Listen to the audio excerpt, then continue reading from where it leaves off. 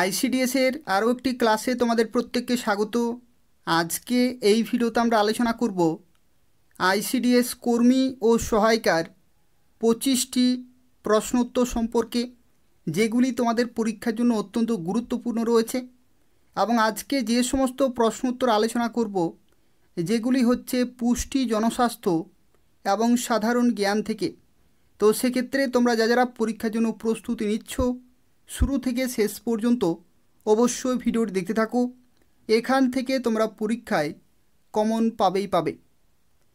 যারা দেখছো প্রত্যেককে রিকোয়েস্ট করব অবশ্যই ভিডিওটি লাইক করে দেবে। তার পাশাপাশি কে কতগুলো সঠিক উত্তর দিতে পারলে অবশ্যই কমেন্টে জানাবে। ভিডিওটি তোমাদের বন্ধুদের শেয়ার করে দেবে এবং চ্যানেলটি অবশ্যই সাবস্ক্রাইব করে রাখো আইসিডিএসের রেগুলার ক্লাসগুলি পাওয়ার জন্য। তো দেখো, প্রথম প্রশ্নে বলা হচ্ছে মানুষের পাকস্থলী কোন অ্যাসিড তৈরি করে? এই চারটির মধ্যে কোনটি হবে কারেক্ট আনসার? যেখানে বলা হচ্ছে মানুষের পাকস্থলী কোন অ্যাসিড তৈরি করে, তো অবশ্যই তোমরা মনে রাখবে মানুষের পাকস্থলীতে যে অ্যাসিড তৈরি হয় সেটি হচ্ছে হাইড্রোক্লোরিক অ্যাসিড। তো সেক্ষেত্রে অপশান ডি হচ্ছে এখানে correct answer, HCl, hydrochloric acid. পরবর্তী প্রশ্ন, নিচের কোনটি খাদ্যনালীতে অম্লীয় খাবারকে ক্ষারীয়তে রূপান্তর করে? অত্যন্ত গুরুত্বপূর্ণ প্রশ্ন। নিচের কোনটি খাদ্যনালীতে অম্লীয় খাবারকে ক্ষারীয়তে রূপান্তর করে? তো অবশ্যই তোমরা মনে রাখবে এই প্রশ্নের সঠিক উত্তর হয়ে যাবে পিত্তরস অম্লীয় খাবারকে ক্ষারীয়তে রূপান্তর করে। পরবর্তী প্রশ্ন, খাদ্যনালীর কোন অংশ কার্বোহাইড্রেট, প্রোটিন এবং চর্বি সম্পূর্ণ হজম করে? এই প্রশ্নটিও তোমাদের পরীক্ষার জন্য খুবই গুরুত্বপূর্ণ রয়েছে। দেখো, এখানে বলা হয়েছে যে খাদ্যনালীর কোন অংশ কার্বোহাইড্রেট, প্রোটিন এবং চর্বি সম্পূর্ণ হজম করে। তো এই প্রশ্নের সঠিক উত্তর হয়ে যাবে ক্ষুদ্রান্ত্র। অপশান ডি হচ্ছে এখানে কারেক্ট আনসার। পরবর্তী প্রশ্নে বলা হচ্ছে নিচের কোনটি মানুষের ত্বকের সবচেয়ে বাইরের অংশ? তো দেখো, এই প্রশ্নের সঠিক উত্তর হয়ে যাবে এপিডার্মিস। অপশান এ হচ্ছে এখানে কারেক্ট আনসার। দেখো, প্রশ্নে বলা হয়েছিল যে মানুষের ত্বকের সবচেয়ে বাইরের অংশ, তো সবচেয়ে বাইরের অংশ হচ্ছে এপিডার্মিস। পরবর্তী প্রশ্ন, মানব শরীরের কোন গ্রন্থি উৎসেচক ও হরমোন উভয় ক্ষরণ করে? অর্থাৎ এমন একটি গ্রন্থি যে গ্রন্থি থেকে উৎসেচক এবং হরমোন উভয় ক্ষরিত হয়। তো দেখো, এই প্রশ্নের সঠিক উত্তর হয়ে যাবে অগ্নাশয়। অপশান বি হচ্ছে এখানে কারেক্ট আনসার। তোমরা যারা ভিডিওটি দেখছো প্রত্যেকেই লাইক করে দেবে। কে কতগুলো সঠিক উত্তর দিতে পারছো অবশ্যই কমেন্টে জানাবে, তোমাদের বন্ধুদের শেয়ার করে দেবে এবং চ্যানেলটি অবশ্যই সাবস্ক্রাইব করে রাখো আইসিডিএসের রেগুলার ক্লাসগুলি পাওয়ার জন্য। তো দেখো, পরবর্তী প্রশ্নে বলা হচ্ছে পিত্তরস কোথায় নিঃসৃত হয়? তো অবশ্যই তোমরা মনে রাখবে সেটি হচ্ছে লিভার বা যকৃৎ। অপশান ডি হচ্ছে এখানে কারেক্ট আনসার। পরবর্তী প্রশ্নে বলা হচ্ছে কোনটি আমাদের শরীরের চর্বি সঞ্চয়কারী টিস্যু বা কলা?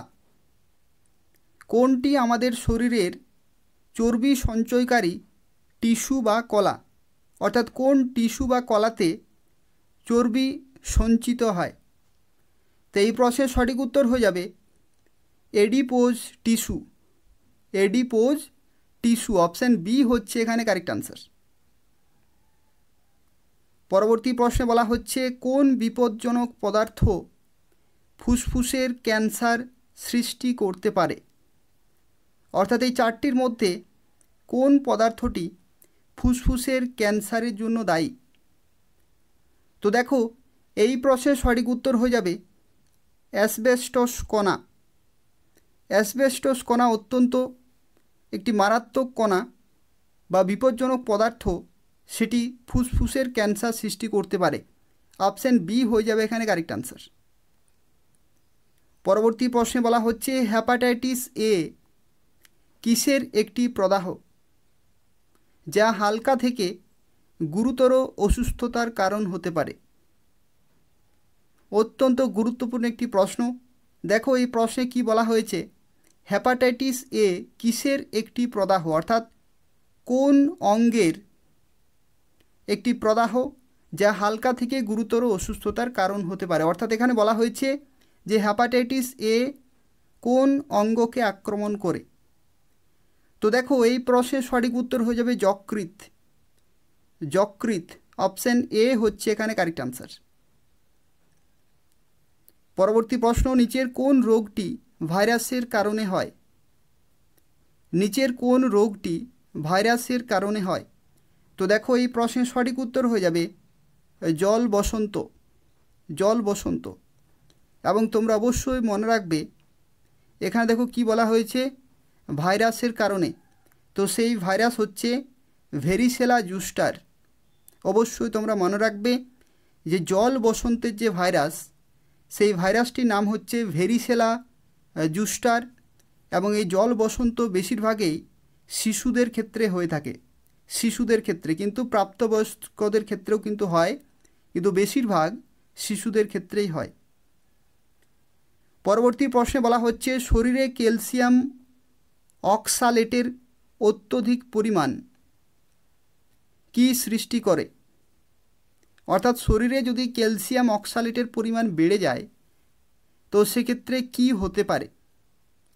তো এই প্রশ্নের সঠিক উত্তর হয়ে যাবে পাথর। পাথর হতে পারে। এবং কোথায় পাথর হয়? সেটি হচ্ছে কিডনি স্টোন যাকে বলা হয়।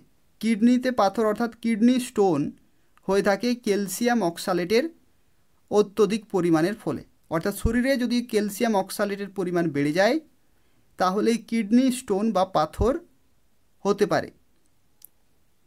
পরবর্তী প্রশ্ন, ডায়ালাইসিস প্রক্রিয়া কিসের সাথে সম্পর্কিত?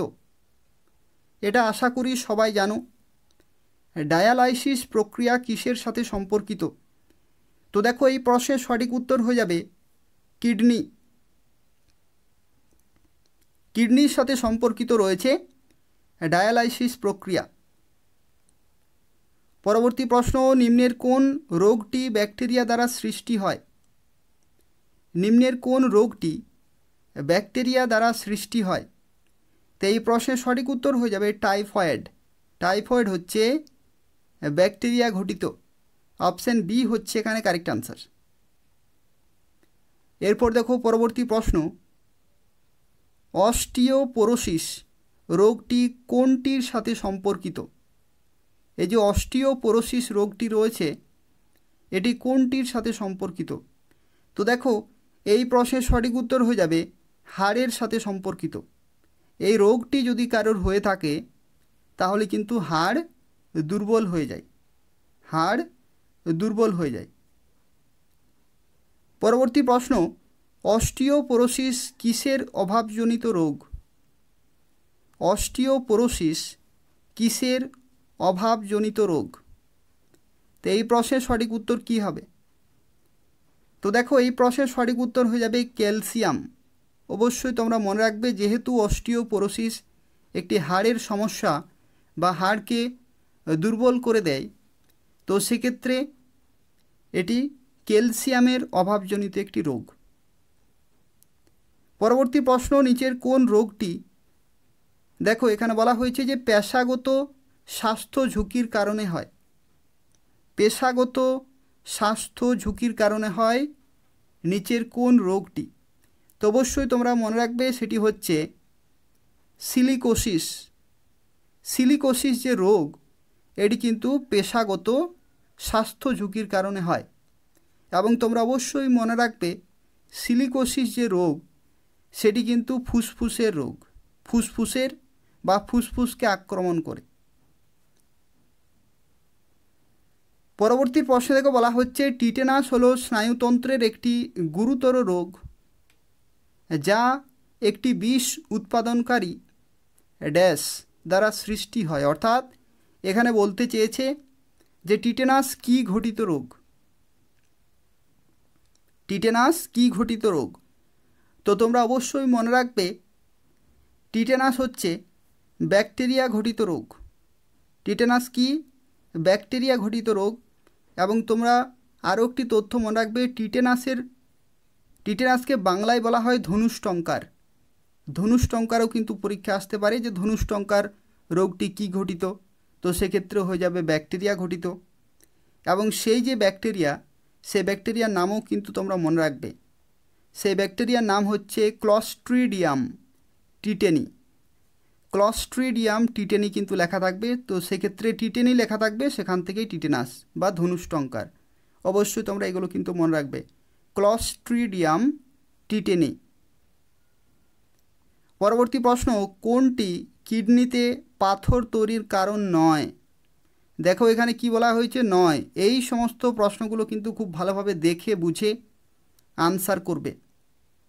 দেখো কোনো জায়গাতে বলবে নয়, তো সেক্ষেত্রে এখানে কোনটি কিডনিতে পাথর তৈরির কারণ নয়? তো দেখো এই প্রশ্নের সঠিক উত্তর হয়ে যাবে অত্যধিক জল পান করা। অত্যধিক জল পান করলে কিডনিতে পাথর হওয়ার সম্ভাবনা অনেকটাই কমে যায়। তো সেক্ষেত্রে যেহেতু বলেছে কারণ নয় কিডনিতে পাথর হওয়ার, তো অত্যধিক জল পান করা, অপশান এ হচ্ছে এখানে কারেক্ট আনসার। অবশ্যই তোমরা মনে রাখবে। বাকিগুলো যদি হয় ডায়াবেটিস মেলিটাস বা অক্সালেট সমৃদ্ধ বাদাম খাওয়া বা প্রচুর পাথর তৈরি খাবার খাওয়া, অর্থাৎ যে খাবারে অক্সালেট থাকবে সেই সমস্ত খাবারগুলো খেলেও কিন্তু কিডনিতে পাথর হয়, কিন্তু অত্যধিক জল পান করলে কিডনিতে পাথর হওয়ার সম্ভাবনা অনেকটাই কমে যায় বা হয় না। পরবর্তী প্রশ্ন, নিচের কোন এককোষী জীবের কারণে কালাজ্বর হয়? অর্থাৎ এখানে বলতে চেয়েছে যে কালাজ্বর যে রোগটি সেটির জন্য কোনটি দায়ী বা কিসের কারণে কালাজ্বর হয়? তো এই প্রশ্নের সঠিক উত্তর হয়ে যাবে, অবশ্যই তোমরা মনে রাখবে, লিসমেনিয়া। লিসমেনিয়া হচ্ছে কালাজ্বরের যে কারণ, অর্থাৎ এককোষী জীবের কারণেই কিন্তু কালাজ্বর হয়। পরবর্তীর প্রশ্নে দেখো বলা হচ্ছে এলিফ্যান্টা গুহা কোন দেবতার প্রতি উৎসর্গীকৃত? এলিফ্যান্টা গুহা, এই যে এলিফ্যান্টা গুহা রয়েছে এটা কোথায় অবস্থিত? এটা হচ্ছে মহারাষ্ট্রে। মহারাষ্ট্রে অবস্থিত এলিফ্যান্টা গুহা। এবং এটি কোন দেবতার প্রতি উৎসর্গীকৃত? এই প্রশ্নের সঠিক উত্তর হয়ে যাবে শিব। শিবের প্রতি উৎসর্গীকৃত এই এলিফ্যান্টা গুহা, অপশান সি। পরবর্তী প্রশ্ন দেখো, ভারতের নিম্নলিখিত মন্দিরগুলির মধ্যে কোনটি কালো পেগোডা নামে পরিচিত? কালো পেগোডা নামে পরিচিত কোনটি? তো দেখো এই প্রশ্নটি খুবই গুরুত্বপূর্ণ প্রশ্ন রয়েছে, অবশ্যই তোমরা মনে রাখবে। এই প্রশ্নের সঠিক উত্তর হয়ে যাবে সূর্য মন্দির কোণারক। কোণারকের যে সূর্য মন্দির রয়েছে ওড়িশা রাজ্যে, এই সূর্য মন্দিরই হচ্ছে কালো পেগোডা। অপশান ডি হচ্ছে এখানে কারেক্ট আনসার। এবং তোমরা অবশ্যই মনে রাখবে এই যে সূর্য মন্দির রয়েছে কোণারকের মন্দির যাকে বলা হয়, এই মন্দিরটি নির্মাণ করেছিলেন প্রথম নরসিংহদেব। কে নির্মাণ করেছিলেন? প্রথম নরসিংহদেব। এগুলো কিন্তু তোমরা খাতায় লিখে রাখবে এবং বারবার প্র্যাকটিস করবে। পরবর্তী প্রশ্ন, ইলোরা কৈলাস মন্দির কে নির্মাণ করেছিলেন? ইলোরা কৈলাস মন্দির কে নির্মাণ করেছিলেন? তো দেখো এই প্রশ্নের সঠিক উত্তর হয়ে যাবে প্রথম কৃষ্ণ। প্রথম কৃষ্ণ, এই যে প্রথম কৃষ্ণ যিনি রাজা ছিলেন তিনি ছিলেন রাষ্ট্রকূট সাম্রাজ্যের একজন বিখ্যাত রাজা। রাষ্ট্রকূট সাম্রাজ্যের একজন বিখ্যাত রাজা ছিলেন প্রথম কৃষ্ণ এবং তিনি ইলোরা কৈলাস মন্দির নির্মাণ করেছিলেন। পরবর্তী প্রশ্ন, মহাবলীপুরমের সপ্তরথ মন্দির কোন রাজ্যের রাজবংশের সৃষ্টি? মহাবলীপুরমের যে সপ্তরথ মন্দির রয়েছে সেটি কোন রাজবংশের সৃষ্টি? তো দেখো, এই প্রশ্নের সঠিক উত্তর হয়ে যাবে, তোমরা অবশ্যই মনে রাখবে, সঠিক উত্তর হয়ে যাবে পল্লব। পল্লব, অপশান বি হচ্ছে এখানে কারেক্ট আনসার। তো দেখো, পরবর্তী প্রশ্নে বলা হচ্ছে নালন্দা বিশ্ববিদ্যালয় কে প্রতিষ্ঠা করেন? তো এই প্রশ্নের সঠিক উত্তর হয়ে যাবে প্রথম কুমারগুপ্ত।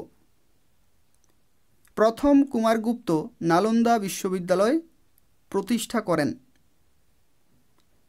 পরবর্তী প্রশ্ন, গান্ধার স্থাপত্য শৈলী কোন রাজবংশের অধীনে বিকশিত হয়েছিল? গান্ধার স্থাপত্য শৈলী কোন রাজবংশের অধীনে বিকশিত হয়েছিল? তো দেখো, এই প্রশ্নের সঠিক উত্তর হয়ে যাবে কুষাণ। কুষাণ, অপশান এ হচ্ছে এখানে কারেক্ট আনসার।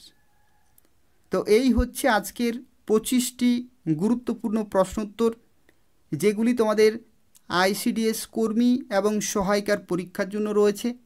বারবার এই প্রশ্নগুলো প্র্যাকটিস করবে, এগুলো তোমাদের পরীক্ষার জন্য বাছাই করা 25টি প্রশ্ন রয়েছে।